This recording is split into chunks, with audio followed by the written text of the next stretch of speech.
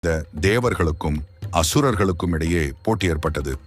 அப்போது மகாவிஷ்ணு அழகிய பெண்ணாக மோகினி அவதாரம் எடுத்து அமிர்தத்தை தேவர்களுக்கும் அசுரர்களுக்கும் சமமாக பங்கிட்டு தருவதாக கூறினார். அங்கே வந்த சிவபெருமான் மோகினியின் அழகில் மயங்கினார். சிவபெருமானுக்கும் மோகினிக்கும் அழகிய ஆண் குழந்தை பிறந்தது. அவரே ஐயப்பன் ஆவார். ஐயப்பனின் அவதார நோக்கமே மகிஷி என்னும் அரக்கியை வதம் செய்வதாகும்.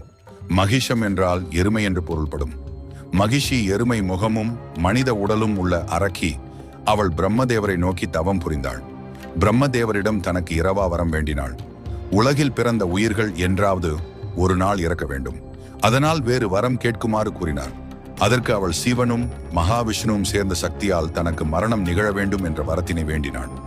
மேலும் தனக்கு ஒப்பற்ற ஆற்றலை வழங்கும்படி வேண்டினாள். தான் பெற்ற ஒப்பற்ற ஆற்றலை பயன்படுத்தி உலக மக்களை துன்புறுத்தி வந்தாள். இந்நிலையில் சிவன்